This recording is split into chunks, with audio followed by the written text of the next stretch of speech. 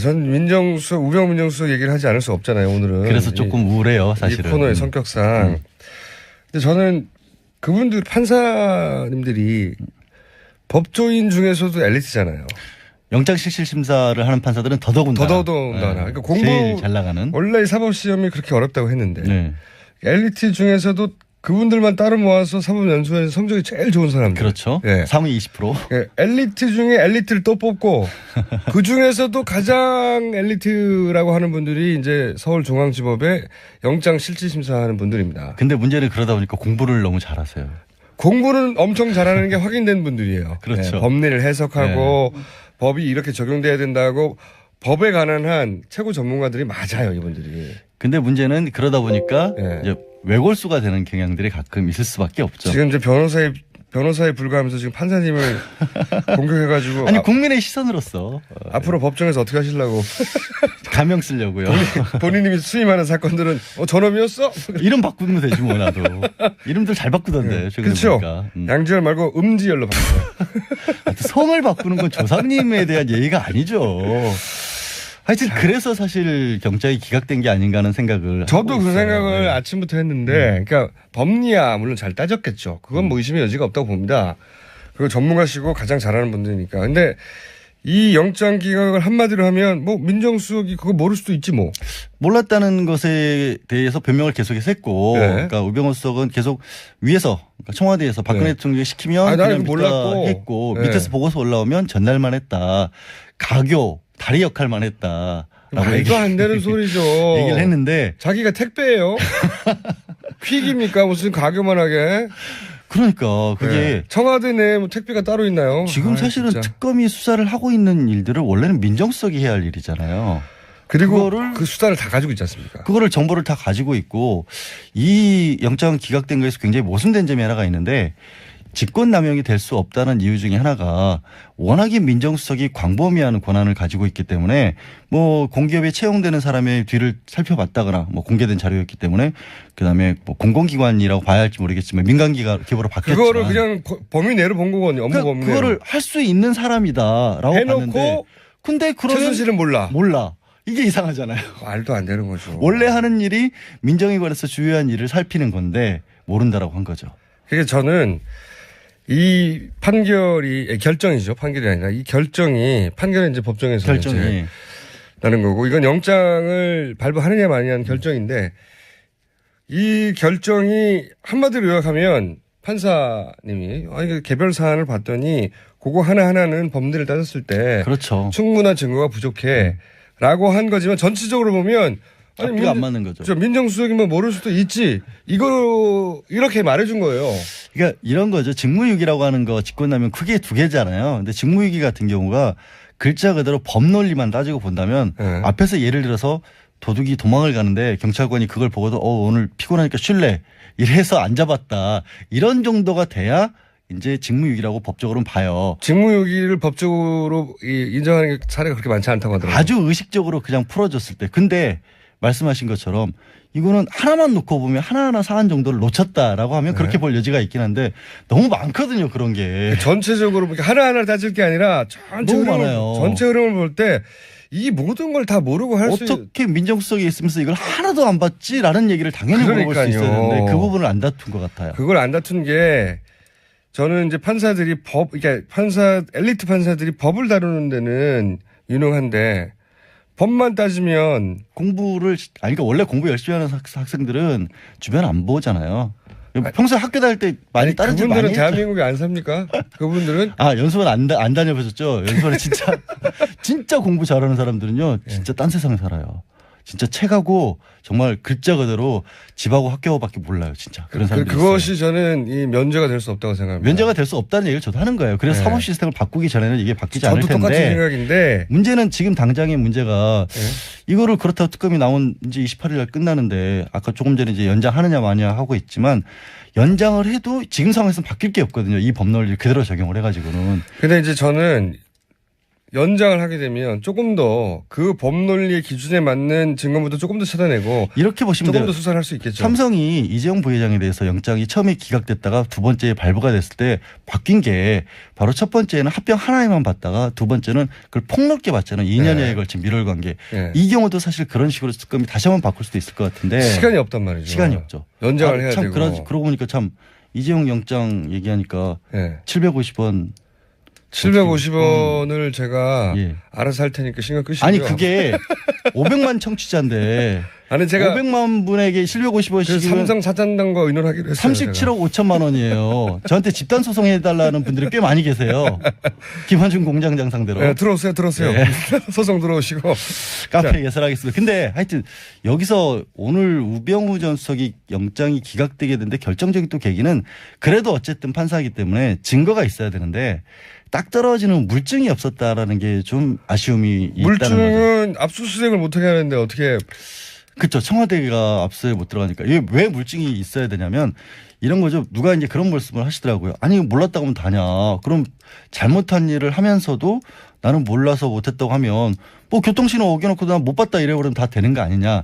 그거를 법적으로 명백히 불법이라는 것을 알면서도 이게 몰랐다라고 할 수 없다. 이런 얘기인데 그거를 밝혀내기가 어려웠던 거예요. 그러니까 그게 청와대 내에서 민정수석실 내에서 오간 자료들을 보면 특검이 아니 어떻게 이런 자료들을 보면서도 이게 불법이라는 사실을 몰랐다고 말할 수 있느냐를 따져 물어야 되는데 그게 아무것도 없었던 거죠. 아무것도 없다기보다는 부족한 거죠. 많이 부족한 거죠. 왜냐하면 이제 일단 우병우 민정수석 역시 엘리트 검찰 출신이라 그렇죠. 네. 검찰이 어떻게 수사하는지 잘 알고 있으니 검찰이 수사할 것을 미리 다 증거를 인멸했을 수도 있고요.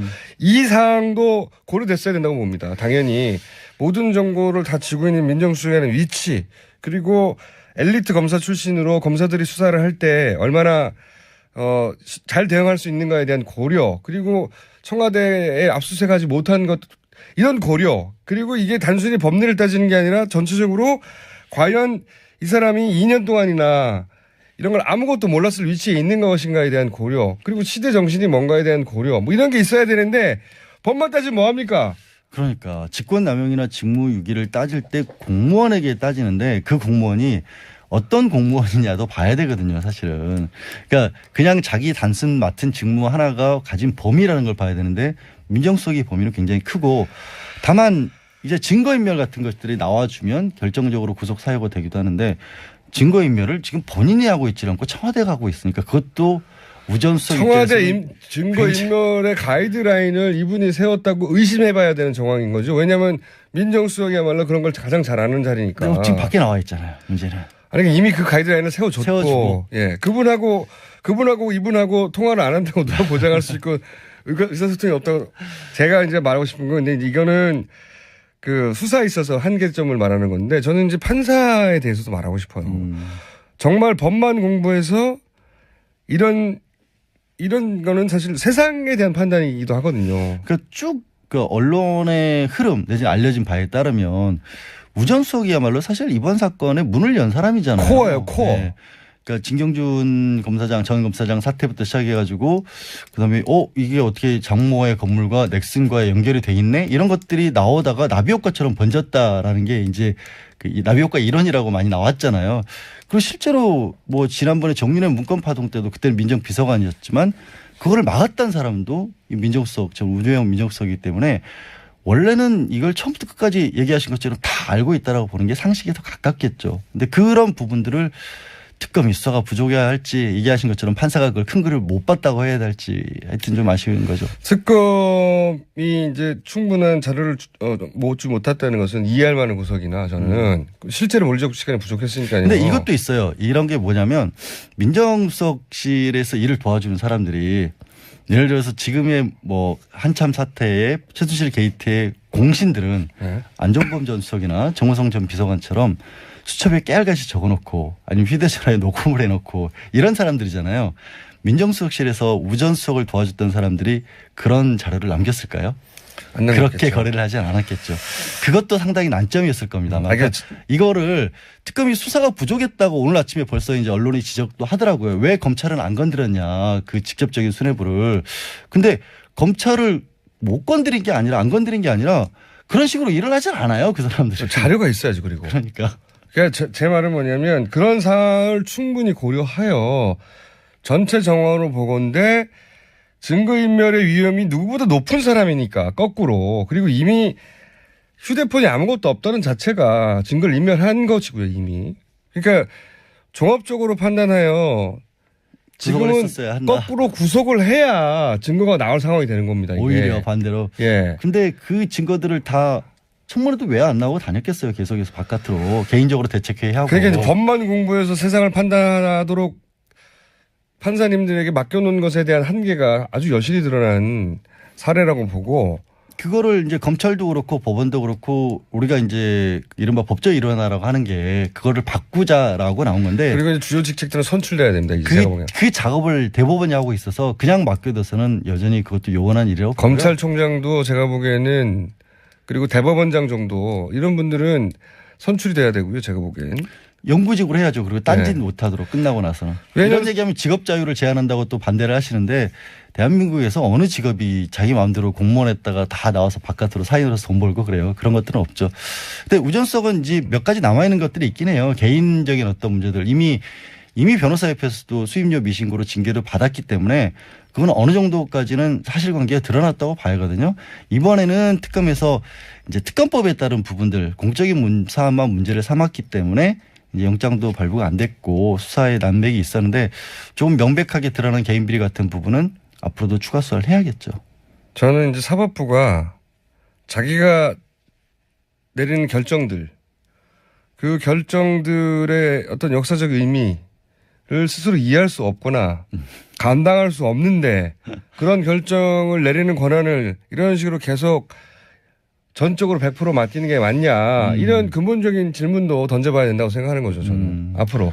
그럼 바꿔야 돼요. 저도 그 부분은 100% 공감을 해요. 네. 그러니까 법원의 판사들이 공부만 잘하는 사람으로 채워지는 게 맞냐 이거예요. 그건 안 되죠. 안 네. 되죠. 저건 늘 얘기하는 건데 변호사도 해보고 검사도 해보고. 그러니까 이제 해외에 5년, 10년 하고. 해외에 보면 판사가 되기 전에 변호사를 해보고 하는 것 쭉 왜냐면은 법으로만 세상이 해석이 됩니까? 안 되거든요. 법이 뭐라고요. 실무를 알아야 되고. 그래서 사실 판사 출신들이요. 네. 변호사 되고 나서 판사 욕을 제일 많이 해요. 어쩜 저렇게 재판을 뭘 모르고 하냐고. 자기도 그랬으면서. 자기도 그랬으면서 막상 세상을 겪어보니까 이게 사실 네. 다르거든요. 그러니까요. 그러니까 그런 데서 벌써 모순이 드러나는 아니, 거죠. 경제학과 교수님들이 사업에서 다 망하잖아요. 마찬가지예요. 판사님들은 법을 잘 알지 모르겠지만 그러니까. 세상이 실제 운영되는 원리에 대해서는 문외한이어서 세상을 움직이는 진짜 어두운 힘이 있다면 그 힘이 다 빠져나가게 만든 판결이라는 거예요, 이게. 장기적으로 봤을 때는 그런 부분을 고치는 것도 있죠. 화난다면서 웃는 건 뭐예요? 오늘 아침에 이 분노를 예술적으로 승화했는데도 37억 5천이나 어떻게 좀 준비를 하시죠. 양지열 변호사하고 얘기하다 보니 또 화가 났네요. 저는 판사님들에 대해 지적을 하고 싶어요. 계속해서. 네, 이거는 판사 개인 분에 대한 지적이라기보다는 현재 사법 시스템 자체가 문제가 있다라는 것에 대해서 저도 개인에 대해서도 아쉬워요. 저는 이분이 조금 더 이 판결이 가지는 의미를 법 하나하나가 아니라 아니 이분도 얼마나 힘드셨겠어요. 영장실질심사 판사 맞자마자 첫 심사가 이거였으니 본인은 굉장히 고심을 많이 했을 거예요. 물론 이 모든 이야기는 아무런 외압이 없을 때를 전제하는 겁니다. 그렇죠. 물론 외압이 없었겠죠. 그건 당연한 거 당연히 양지를 지향하는 변호사로서는 당연히 그렇게 우리 바람이고요. 예, 외압이 없는 세상은 그렇게 흔치 않습니다. 모든